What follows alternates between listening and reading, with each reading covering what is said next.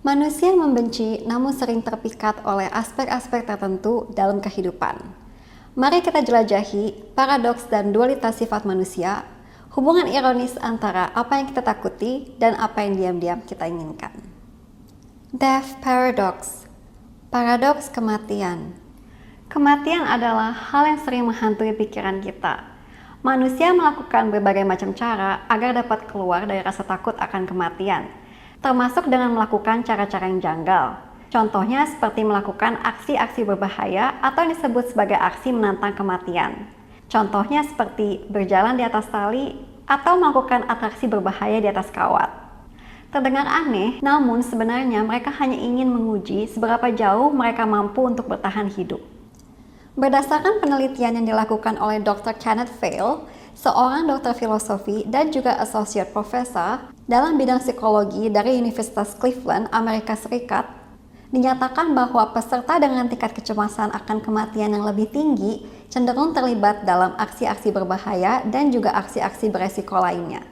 Seolah-olah dengan melakukan aksi tersebut, mereka merasa seperti sudah cheating death atau menipu kematian. Atau bisa dibilang mereka merasa sudah tanda kutip menang dari kematian.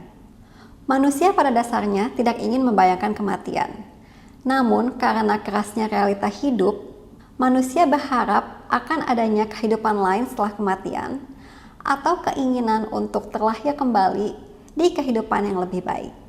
Banyak orang yang berkata bahwa mereka melihat terowongan dengan cahaya putih terang saat mengalami near-death experience atau pengalaman mendekati kematian.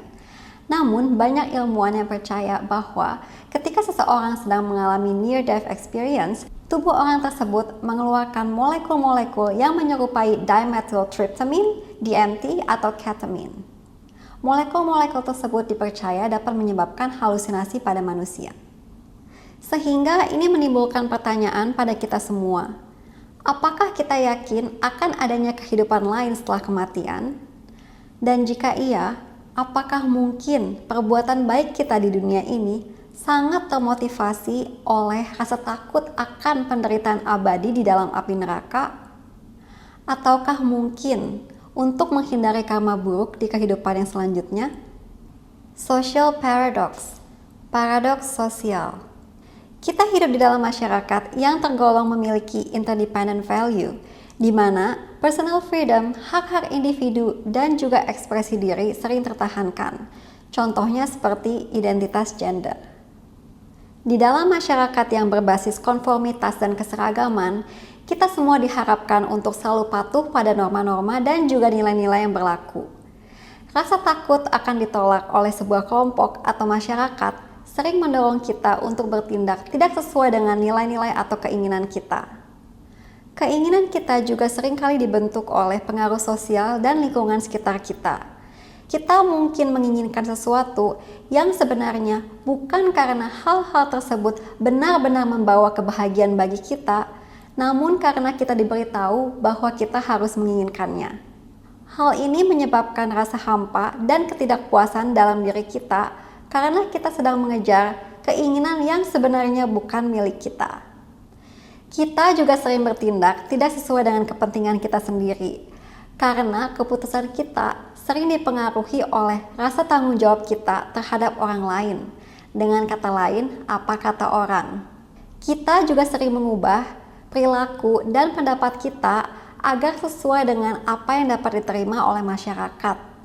Sehingga tanpa kita sadari, kita telah membatasi bagaimana cara kita berpikir dan juga berinteraksi dengan orang lain. Bertindak sesuai dengan harapan sosial memberikan kita rasa aman. Namun di saat yang bersamaan, kita ingin memberontak dan terlepas dari rantai ekspektasi sosial. Di lubuk hati terdalam, kita ingin bebas untuk beropini, berekspresi, dan juga hidup sesuai dengan pilihan dan keinginan kita. Hal ini membuat kita bertanya, apakah kita sedang diperbudak dan dirantai oleh ekspektasi sosial? Apakah kita selalu menaruh harapan orang lain di atas kepentingan kita sendiri karena kita takut akan penilaian atau kritik dari orang-orang di sekitar kita? Sementara itu, jati diri kita sudah lama terkubur di bawah lapisan-lapisan ekspektasi sosial dan sedang menjerit pada kita. Addiction paradox. Paradoks candu. Banyak hal di dunia ini yang tidak dapat kita kendalikan, sehingga manusia berusaha untuk mendapatkan kembali kendali atas hidupnya. Fear of losing control, rasa takut kehilangan kendali, sering mendorong kita untuk mencari escapism atau pelarian yang memberikan kita temporary sense of power atau rasa berkuasa secara sementara. Ironisnya, rasa takut kehilangan kendalilah yang menyebabkan manusia menjadi benar-benar kehilangan kendali atas hidupnya. Menurut Jose Stephen, seorang PhD dan juga psikolog, di dalam bukunya yang berjudul Transforming Your Dragon, orang yang memiliki fear of losing control cenderung selalu ingin menguji batasan mereka. Mereka ingin tahu berapa banyak minuman beralkohol yang dapat mereka konsumsi sebelum mereka blackout atau kehilangan kesadaran, atau seberapa banyak drugs yang dapat disuntikan ke tubuh mereka sebelum mereka overdose. Contohnya seperti ini, orang yang alkoholik berpikir, oh kalau aku minum 10 gelas ternyata nggak bikin aku blackout, so everything's under control. Lalu dia akan kepikiran, masa sih aku cuma bisa minum sampai 10 gelas aja, kalau next time aku coba 15 gelas gimana? Mereka penasaran karena mereka akan mendapatkan rasa aman atau sense of control ketika mereka berhasil mendorong batas kendali mereka sedikit lebih banyak lagi. Sehingga mereka akan terus-menerus menguji dan mendorong batasan mereka. Shadow paradox, paradoks sisi gelap. Mungkin teman-teman pernah dengar tentang shadow, sebuah konsep yang diciptakan oleh Carl Jung. Masing-masing dari kita memiliki shadow atau sisi gelap. Shadow adalah bagian dari kepribadian kita yang sering kita tidak sadari keberadaannya. Sisi kepribadian yang selalu kita tekan atau sembunyikan karena dianggap bertentangan dengan moral atau norma-norma sosial.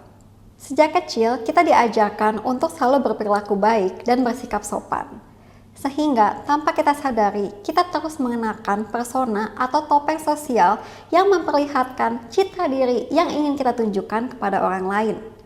Persona adalah wajah publik yang kita tampilkan kepada dunia. Sedangkan shadow mengandung atribut-atribut yang tidak kita inginkan dan sering kita sangkal keberadaannya. Shadow dapat berupa hasad-hasad terpendam, ketakutan, atau kebencian yang tidak diungkapkan.